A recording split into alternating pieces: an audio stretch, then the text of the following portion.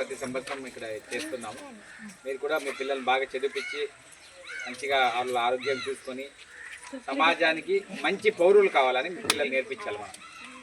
పిల్లలు మనం ఇంజనీర్ కావాలా, డాక్టర్ కావాలా అని మార్కులే కాకుండా మంచిది చిన్న ఇప్పుడు ఎగ్జాంపుల్లో మనం ఉన్నాం, ఇది మన ఇల్లు, ఇది పక్కన ఇల్లు, ఇది మనం తినేస్తూనే ఇది తినేది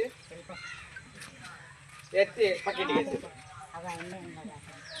వాళ్ళు ఏం చేస్తారు, మనం ఒకటి వేసినాం కదా వాడు రెండు వేస్తాడు, నువ్వు ఒకటి వేసినాం కదా రెండు ఎత్తి మన ఇంటికి వేస్తాడు. ఫుల్లో ఈరోజు పొద్దున్న చూసావు ఎక్కడ చూసినా ప్లాస్టిక్ కవర్లో ఇది అట్లా కాకుండా మనము మంచిగా మంచి నేర్పియాలి.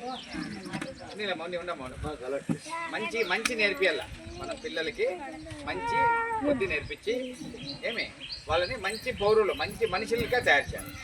వాళ్ళు ఏమన్నా వాళ్ళకి చేత అయింది ఏమన్నా చదువుకుంటారు, ఏమన్నా ఉద్యోగం వస్తుంది, చదువు చెప్పేదని చెప్పను.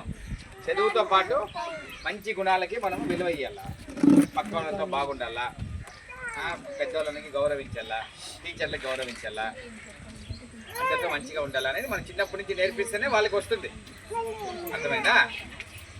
మరి ఇప్పుడు నేను 8వ క్లాస్లో ఉన్నప్పుడు మా ఇంటి ఎదురుగా ఒక చిన్న పాప ఉండే. ఆ పాపని మా ఇంట్లో వదిలిపోయేవాళ్ళం. వాళ్ళిద్దరూ ఉద్యోగం చేసేవాళ్ళు. వాళ్ళు ఎల్ఐసి ఆఫీస్లోనూ కమర్షియల్ ట్యాక్స్లో పనిచేసేవాళ్ళు.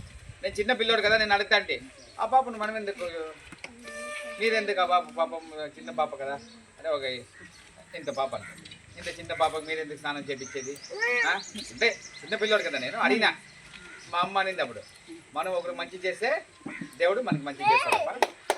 అట్లా చిన్నప్పటి నుంచి చెప్పినారు కాబట్టి అంటే నాకు నేనేమో పొగుడుకోవడానికి ఏం లేదు. మీరు పరిగి గ్రామస్తులు, నా ఇంటి పేరు పరిగి వేణుగోపాలరావు. సీతమ్మ దిన్నే ఉంది కదా, మా అబ్బాయి సీతమ్మ. 100 ఎకరాల భూమి మాదే అనమాట. ముందు నుంచి అమ్మేసినాం, మళ్ళీ మేము వ్యాపారం మా సంస్థ ద్వారా వ్యాపారం అన్ని చేస్తున్నాం, అది వేరే విషయం. మనం అది నేర్పించినారు. సుబ్రహ్మణ్య స్వామి గుడికి 6 ఎకరాలు కూడా మా అవ్వ తాత ఇచ్చినారు. అట్లా కుటుంబం నుంచి వచ్చినాం కాబట్టి మా అమ్మ వాళ్ళు నేర్పించినారు కాబట్టి మాకు కూడా అట్లా సహాయం చేసే గుణం వచ్చింది. అది కూడా మీరు అట్లా మీ పిల్లలకి నేర్పించాలి. మనం ఏదైనా ఒక విషయం చూసిన తర్వాత దాని నుంచి ఏమైనా నేర్చుకోవాలి. చూసి మనం మంచిగా వాతావరణం మన కాలనీ బాగుండాల. మన కాలనీలో కొంతమంది ఉంటారు, కొంతమంది కొంచెం అలవాట్లు ఉండి అట్లంతా ఉండకూడదు తప్ప అని చెప్పేది, మంచి అలవాట్లు నేర్పించేది, మన ఏరియా బాగా పెట్టుకునేది. ఇక్కడ ఇబ్బంది ఉందనుకోండి, ఓ 10 మంది అంటే చదువుకోవాలంతా పోయి పంచాయతీ ఆఫీస్లో అడిగి మా డ్రైనేజ్ క్లీన్ చేయండి, చెత్తనం ఉంది వాళ్ళని పంపించండి, అట్లంతా మీరు అడగాల. సమాజం పట్ల కొంచెం స్పృహ రావాలి.